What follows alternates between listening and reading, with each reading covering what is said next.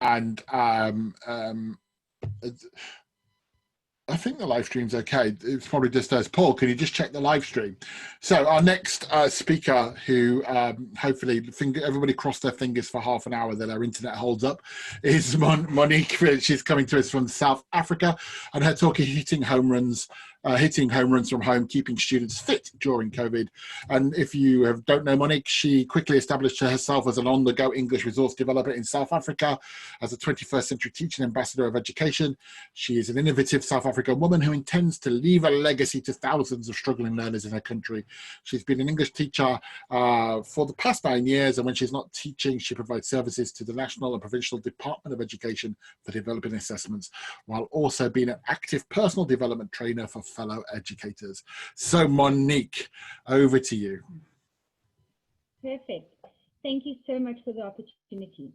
I want to start off by asking our viewers and audience to, in the chat box, tell me what you think makes this little island so interesting.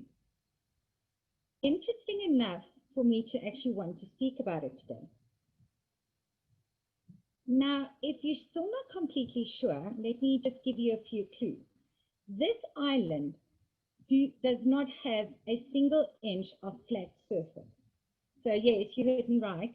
The whole island, you can't find any ground or any soil. It's in the middle of the sea. It's like a little floating village. Any guess yet? All right. So the island I'm talking about is Koh Phangan.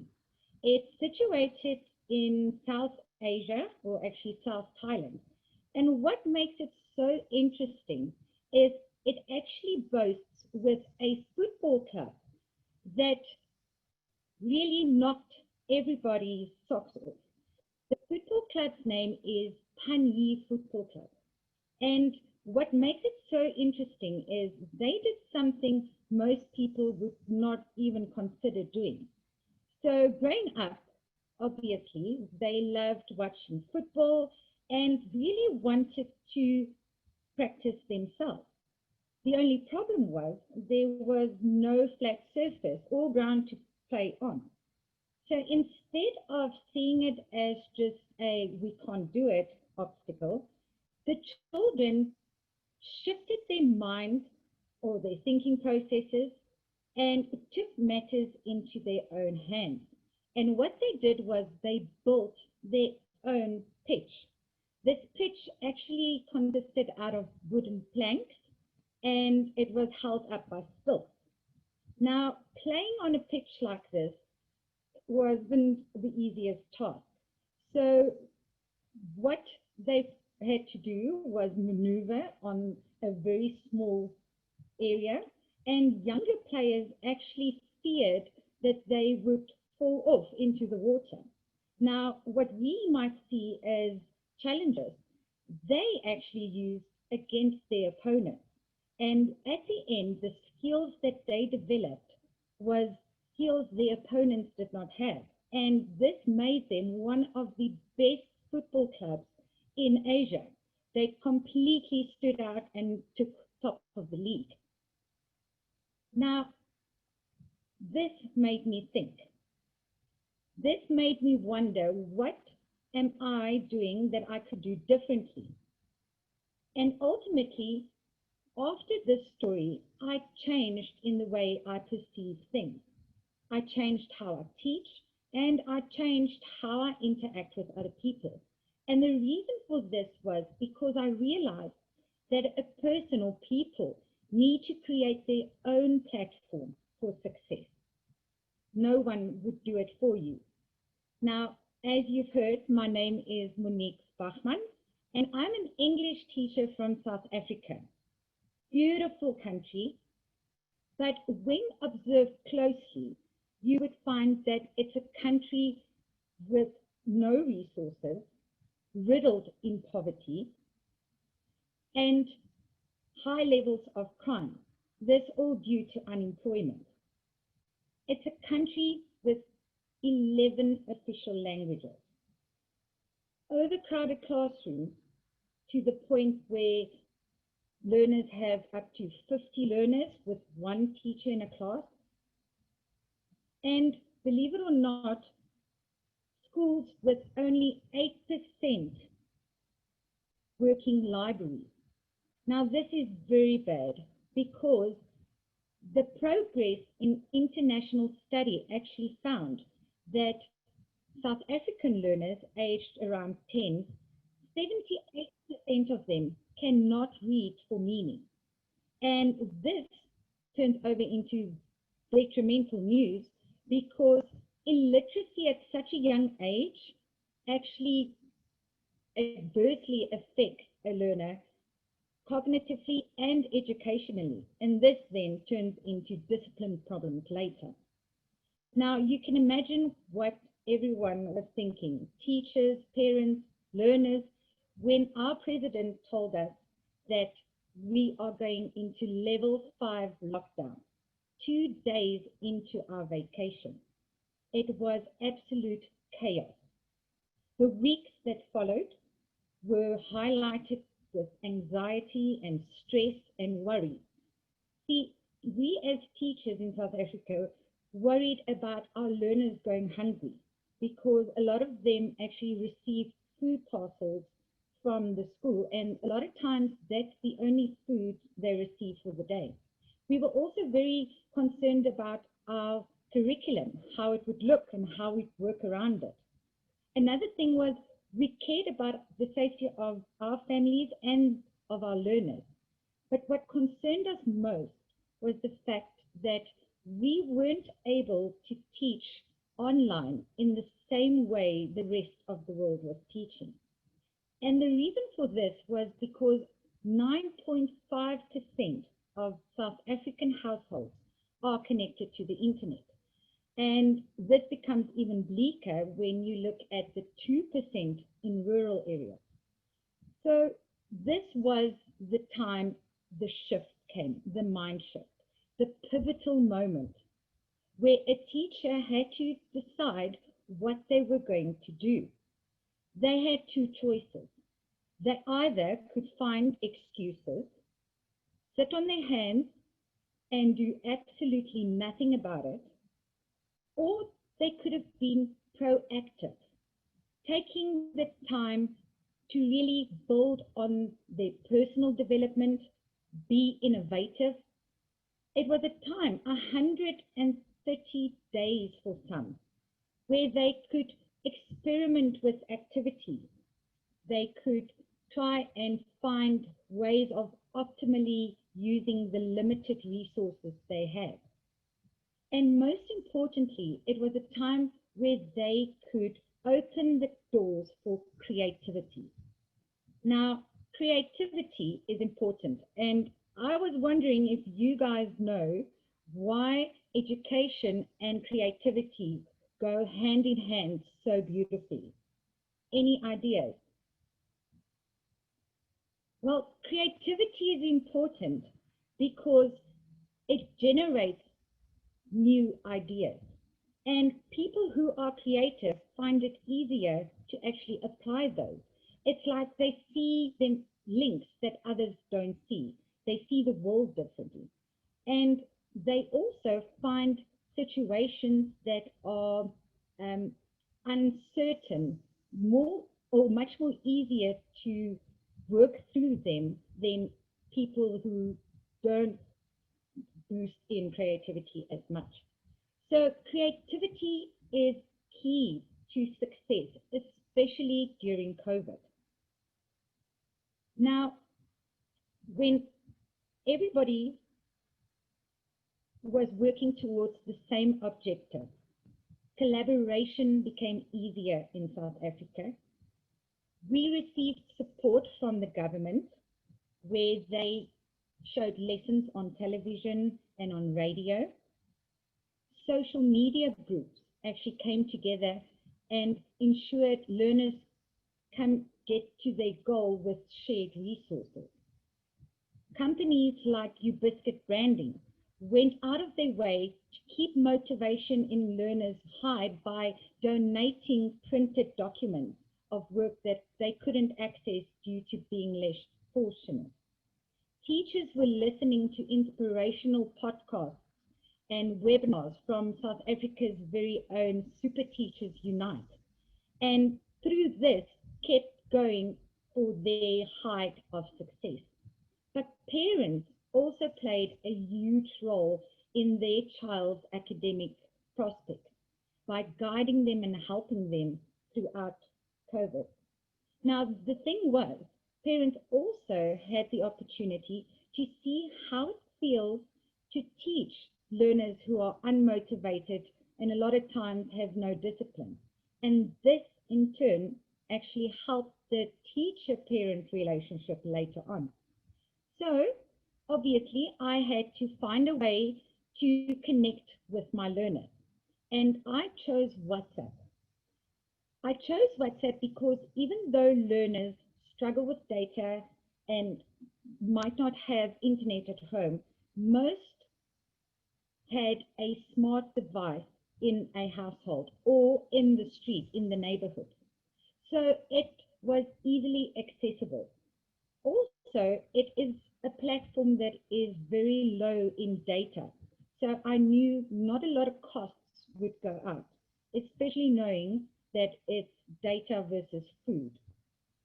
Now, when I set up my WhatsApp, I had to set house rules. I made sure that I was the only person to actually post messages, but I opened the whole platform like office hours for all learners to use for two-way communication. And the reason I did this was not to waste learners' data irresponsibly or with messages that weren't as important. Everything was lined up, and I knew that it was time to reach my goal. It was time to actually get my learners academically fit.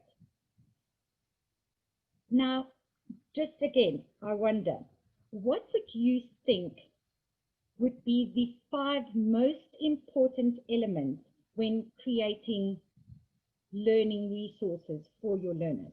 Any guess? 5 of them. So I created booklets, which I then converted to PDF, and I would then send over on the WhatsApp group. And the first thing that I found to be important was deciding my learning strategy. So all learners are different, and to me, you had to look at who you're dealing with, what their needs are. My learners come from very stressful environments, some being from child-headed homes. And I did not want to place any additional stress on them. So what I did was I went for a less is more option, and I looked at work that was already mastered, concepts that they already know, things that they already can do at home instead of teaching them anything new. I was just keeping them fit.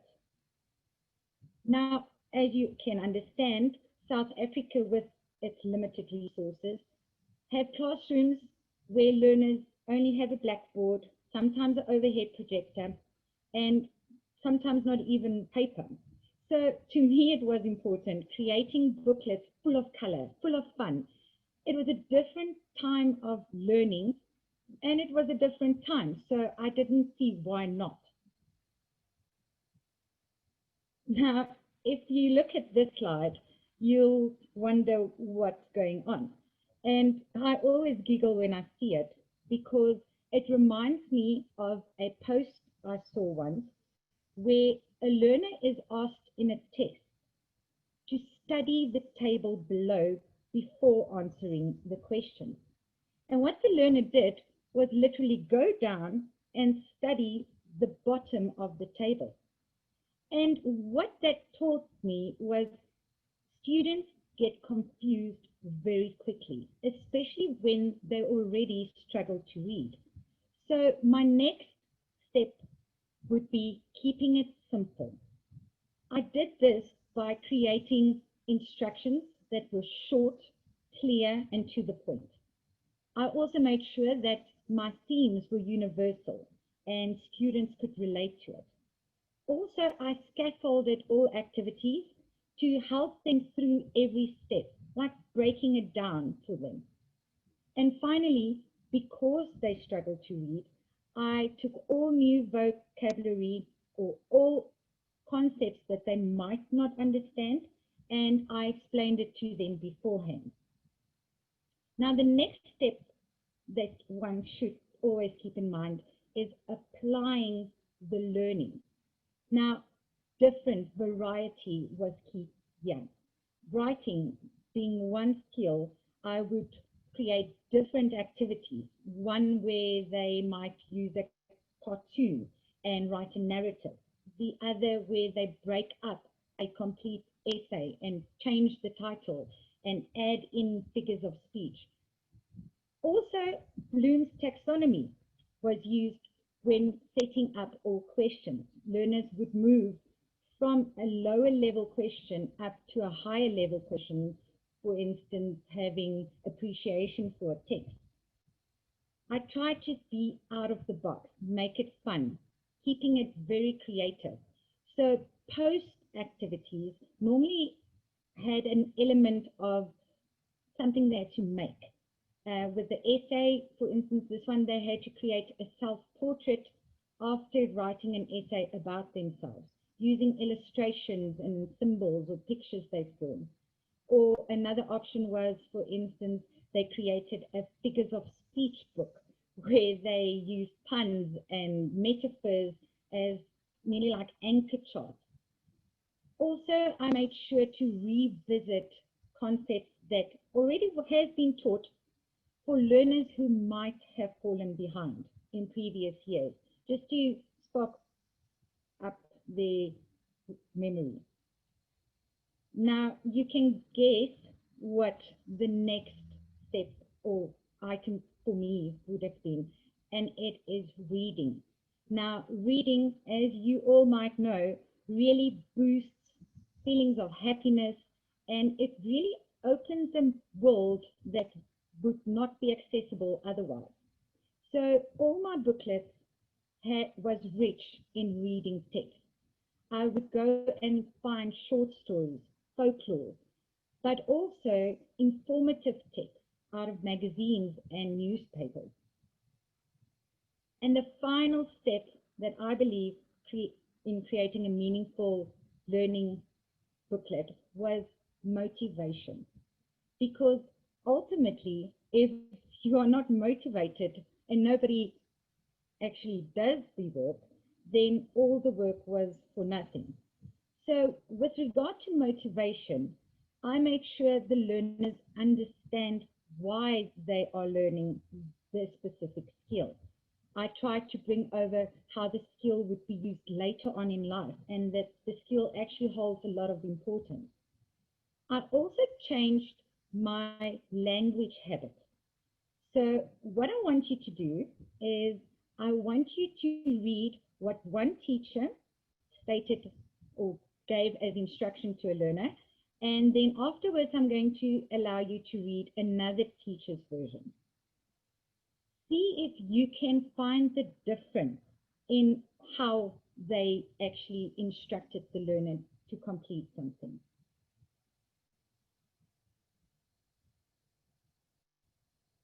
Now,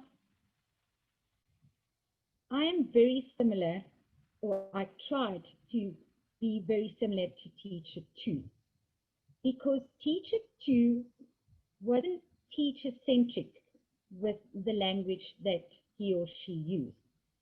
So the teacher tried to create ownership in the learner. The learner should, or the student should know that he is responsible for his own learning. And I did that by using the words, you have the opportunity, instead of, for instance, I've got several choices for you. Another thing was I wanted to move away from mere compliance to actually having them engage in the activities for themselves. So I try to rather say to them that they can or try another activity instead of they should and I want. Choice is also extremely important when it comes to teaching teams, as I teach teams, which is notorious for not being motivated. So I try to give them as much choice in the whole learning process during COVID as possible. They could choose from different activities to do. They could choose the way they were going to provide feedback to me. And I also relaxed on due dates, knowing that they were already stressed at home. And then the final thing that I did to ensure my students were kept motivated was obviously gamifying the content. Now, one would think this is rather difficult, but I did it on PowerPoint. I converted it to PDF and sent one file to them. So learners had an option of picking a door. They could tap on the door and it would, with a hyperlink, move to the slide that was needed. One of the games actually was a memory game where students had to match poetic devices with either the description of it or an example of it. And then they had to write the answers in their book if they chose a book format. The other game that I used was quiz time. I took visual literacy, and learners needed to actually tap on whichever answer they thought was the correct one after reading a question. Now, making this a little bit more challenging, because I teach teams, I'm ensured that if they had an incorrect answer, that they would be redirected back to the question. So the only way for them to actually move forward was to find the correct answer or to answer it correctly. So they couldn't just give up and move on to the next question. Now, obviously, every school in South Africa is different when it comes to resources. One school might have abundance and another would have absolutely nothing, and all of this in one town. So it was important to me to make sure that my learners, none were left behind. I would cater for everyone. So the learners who still was unable to have access to a smartphone or did not have data and could not use the clinics or the church's Wi-Fi that's normally open, I created paper-based packages that the learner or a family member on behalf of the learner could pick up from the school. Another option was drive-through points where you could drive and just be handed over the paper-based material. And a last option was the park and think, where families could come to our school, park on the rugby field, and use the open network Wi-Fi from the school. Unfortunately, this was rather time-consuming, seeing that the network clogged up quite quickly. So Prof. John Hattie actually said, the biggest effect on students learning occur when teachers become learners of their own teaching and when students become their own teachers. And I believe I really embodied that during COVID. COVID taught us that just like Pani Football Club, we as educators also have the power to create our own platform for success and in that way promote education.